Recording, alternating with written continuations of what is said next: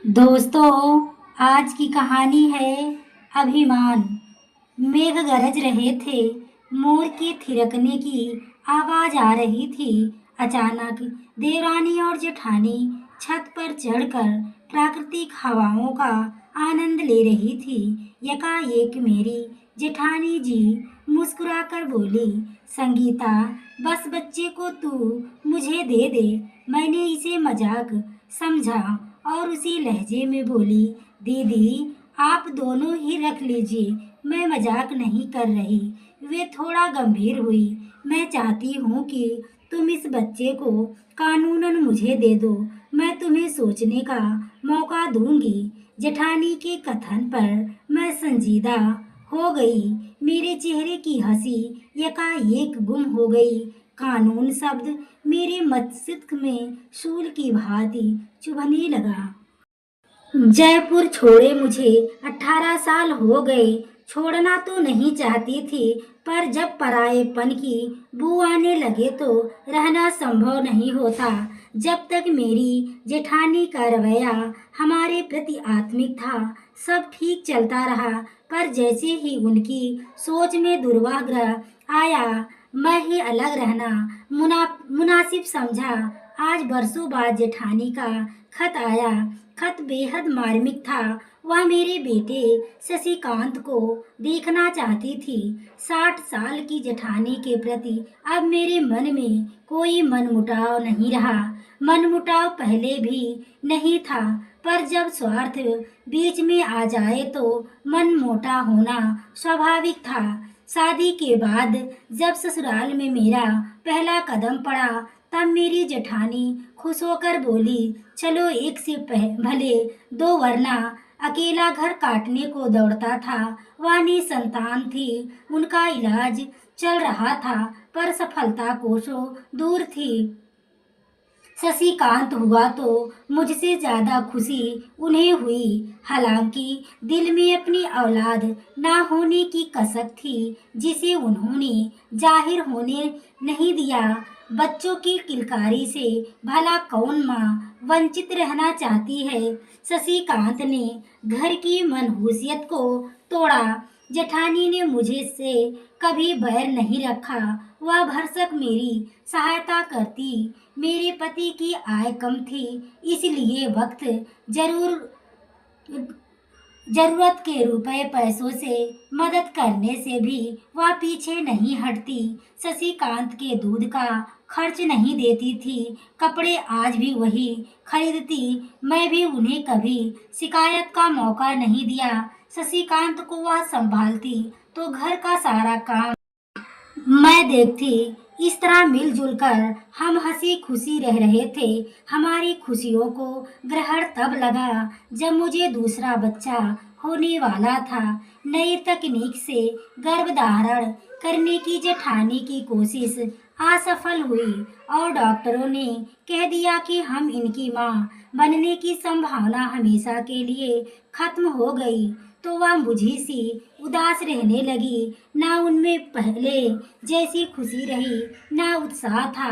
पीड़ा का मुझे एहसास था, क्योंकि मैं भी एक माँ थी। इसलिए शशिकांत को ज्यादातर उन्हीं के पास छोड़ देती। वह भी बड़ी मम्मी कहकर उन्हीं से चिपका रहता था। रात को उन्हीं के पास सोता था। उनकी भी आदत कुछ ऐसी बन गई थी कि बिना शशिकांत के बिना उन्हें नींद नहीं आती। मैं चाहती थी कि वह किसी तरह अपने दुखों को भूली रहे। अब मुझे दूसरा बच्चा होने को था। पता नहीं मेरे जेठ जेठानी ने मशवरा किया। एक शाम जेठानी जी मुस्कुराकर बोली, संगीता, इस बच्चे को तुम मुझे दे दे। मैंने इसे मजाक समझा और उसी लहजे में बोली, दीदी आप दोनों ही रख लीजिए, मैं मजाक नहीं कर रही, मैं थोड़ा गंभीर हूँ। मैं चाहती हूँ कि तुम इस बच्चे को कानूनन मुझे दे दो, मैं तुम्हें सोचने का मौका दूंगी। जेठानी के कथन पर मैं संजीदा हो गई। मेरे चेहरे की हंसी एकाएक गुम हो गई। कानूनन शब्द मेरे मस्तिष्क में तीर की भांति चुभने लगा। शाम को मेरे पति ऑफिस से आए तो मैं जेठानी का जिक्र किया। दे दो, हर्ज ही क्या है, भैया भाभी ही तो हैं। यह बोले, मैं बिखर पड़ी, कैसे पिता है आपको अपने बच्चों का जरा भी मोह नहीं। एक माँ से पूछिए जो 9 महीने बच्चे को गर्भ में पालती है। भैया कोई गैर नहीं है, मैंने कब इनकार किया, फिर भी कैसे बर्दाश्त कर सकती हूँ कि मेरा बच्चा किसी और की अमानत बने। मैं अपने जीते जी ऐसा हरगिज नहीं होने दूंगी। माना कि लड़की हुई तो लड़का हो गया हो या लड़की, मुझे कोई फर्क नहीं पड़ता। सीमित आमदनी के चलते कहाँ से लाएंगे दहेज के लिए लाखों रुपए। भैया भाभी तो संपन्न है, वह उसकी बेहतर परवरिश करेंगे। मैं कुछ भी करूंगी पर अपने कलेजे के टुकड़ों को यूं जाने नहीं दूंगी। मैंने आत्मविश्वास के साथ जोर देकर कहा, सोच लो, बाद में पछताना ना पड़े। हिसाब किताब आप कीजिए। शशिकांत मुझसे ज्यादा उनके पास रहता है। क्या मैंने कभी यतराज किया? जो आएगा उसे भी वही पाले। पर मेरी आंखों के सामने मुझे कोई ऐतराज नहीं होगा। उल्टे मुझे खुशी होगी कि इसी बहाने खून की कशिश बनी रहेगी। मेरे कथन से मेरे पति संतुष्ट ना थे। किसी भी दशा में मैंने मन बना लिया था कि लाख दबाव डाले अपने बच्चे को उन्हें गोद लेने नहीं दूंगी। वैसे भी जेठानी जी को सोचना चाहिए कि क्या जरूरी है कि गोद लेने से बच्चा उनका हो जाएगा। बच्चा कोई सामान नहीं जो खरीदा और अपना हो गया। कल को बच्चा बड़ा होगा तो क्या उसे पता नहीं चलेगा कि उसकी असली माँ बाप कौन है? क्या वह बच्चा लेकर अदृश्य हो जाएंगी? रहेगा तो वह हम सबके बीच ही। मुझे जेठानी की सोच में क्षुब्धता नजर आई। उन्होंने हमें और हमारे बच्चों को गैर समझा, तभी तो कानून का जामा पहनाने की कोशिश कर रही हैं। ताऊ ताई माँ बाप से कम नहीं होते। बेशक अपने भतीजे को ऐसा नहीं वह अपनापन दे, शशिकांत की जिम्मेदारी नहीं होगी। 15 दिन बाद उन्होंने मुझे याद दिलाया तो मैंने साफ मना कर दिया। दीदी, मुझे आप पर भरोसा है, पर मेरा जमीर गवारा नहीं करता कि मैं अपने नवजात शिशु को आपको सौंपूं। मैं इसे अपनी सामने पलता बढ़ता देखना चाहती हूँ। वह मुझसे वंचित रहे, इससे बड़ा गुनाह मेरे लिए कोई नहीं। मैं अपराध बोध के साथ नहीं जी सकूंगी।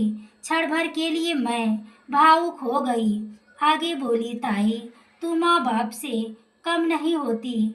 मुझ पर यकीन कीजिए, मैं अपने बच्चों को सही संस्कार दूंगी। मेरे कथन पर उनका मुंह बन गया।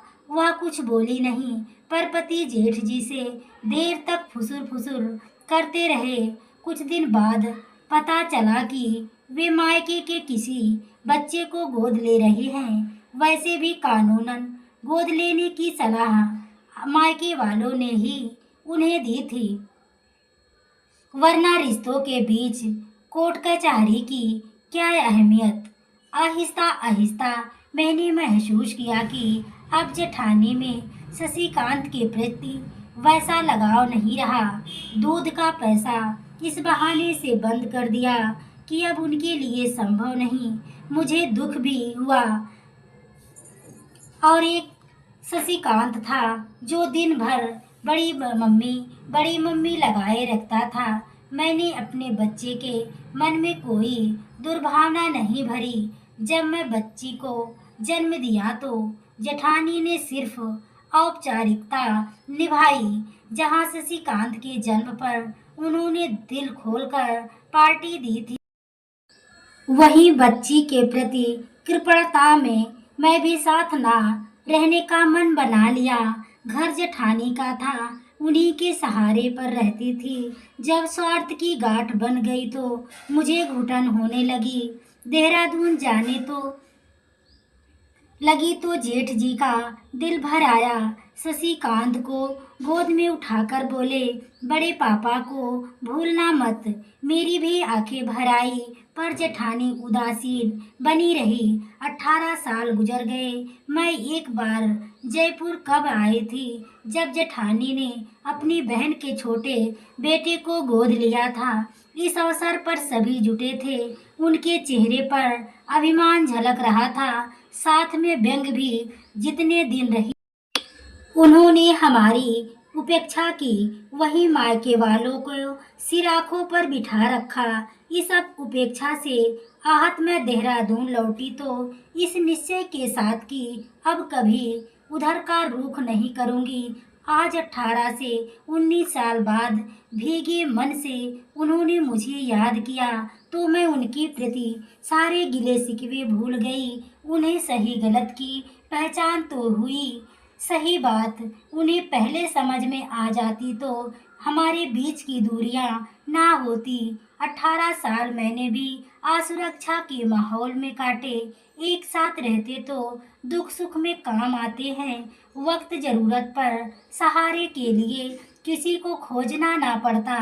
खत इस प्रकार था, कागज पर लिख देने से ना तो गैर अपना हो जाता है, ना मिटा देने से अपना गैर। खैर मैं खून से ज्यादा कागजों पर भरोसा किया, उसी का फल भुगत रही हूँ। जिसे कलेजे से लगा कर रखा, पला पढ़ा लिखा कर आदमी बनाया, वही ठेंगा दिखाकर चला गया। जो खून से बना था उसे कागज से पढ़ने की नादानी की। ऐसा करते मैं भूल गई थी कि कागज तो कभी भी फाड़ा जा सकता है। रिश्ते भावनाओं से बनते हैं, यही मैं चूक गई। मैं भी क्या करती, भाई से एक बच्चे को गोद लिया। इस बार किसी का कोई हक नहीं रह जाएगा, वह मेरा सिर्फ मेरा रहेगा। मैं यह भूल गई थी कि 10 साल जिस बच्चे ने माँ के आंचल में अपना बचपना गुजारा हो, वह मुझे माँ क्यों मानेगा। मैं भी स्वार्थ में अंधी हो गई थी। वह मेरे बुढ़ापे का सहारा बनेगा। उसने माँ के बारे में नहीं सोचा, जिसने उसे पैदा किया, कि क्या वह ऐसा चाहेगी। सिर्फ नाम का गोदनामा था। इसकी आड़ में मेरी बहन का मुख्य मकसद मेरे धन संपदा हथियाना था, जिसमें वह सफल रही। मैं या तो नहीं चाहूंगी कि शशिकांत को मेरे पास बुढ़ापे की सेवा के लिए भेज दो, क्योंकि यह हक मैंने खो दिया है। फिर भी उस गलती को सुधारना चाहती हूँ जो मैंने भी 18 साल पहले की थी। पत्र पढ़ने के बाद मैं तुरंत जयपुर निकली। मेरे जेठ को फालिस का अटैक था। हमें देखते ही उनकी आंखें भर आई। शशिकांत ने पहले ताऊ जी फिर ताई जी के पैर छुए तो जेठानी की आंखें डबडबा गई। सीने से लगाकर भरे गले से बोली, बित्ते भर का था जब मुझे पहली बार सीने से लगाया था। याद है मेरे बगैर तुझे नींद नहीं आती थी। माँ की मार से बचने के लिए मेरे ही आंचल में सर छुपाता था। बड़ी मम्मी शशिकांत का इतना कहना था कि जेठानी जी अपनी भावनाओं पर नियंत्रण न रख सके। फपक कर रो पड़ी, क्या बोल रहे हैं, मैं तो अभी आपकी चर्चा करता हूँ। मम्मी से कितनी बार कहा कि मुझे बड़ी मम्मी के पास ले चलो। क्यों संगीता, हम क्या इतने गैर हो गए थे। कम से कम अपने बेटे की बात तो रखी होती। बड़ों की गलती बच्चे ही सुधारते हैं। जेठानी जी ने उलाहना दिया, दीदी मुझसे भूल हुई। मेरे चेहरे पर पछतावा की लकीरें खिंच गई। 2 दिन हम वहाँ रहे। लौटने को हुई तो मैंने महसूस किया कि जेठानी जी कुछ कहना चाह रही थी, पर संकोच लज्जा जो भी वजह हो, पर मैं उनसे कहा कि क्या हम फिर से एक साथ नहीं रह सकते। मैंने जैसे उनके मन की बात छीन ली। प्रतिक्रिया स्वरूप उन्होंने मुझे गले से लगा लिया और बोली, संगीता, मुझे माफ कर दो। जेठानी के अपनेपन की तप किसने हमारे मन में जमे कड़वाहट को हमेशा के लिए पिघला दिया। तो दोस्तों, आपको यह कहानी कैसी लगी, कमेंट में अपनी राय ज़रूर दें। कहानी अच्छी लगी हो तो वीडियो को लाइक शेयर सब्सक्राइब करें। आगे के नोटिफिकेशन के लिए बेल आइकन को ज़रूर प्रेस करें। पूरी कहानी को सुनने के लिए आपको तहे दिल से धन्यवाद।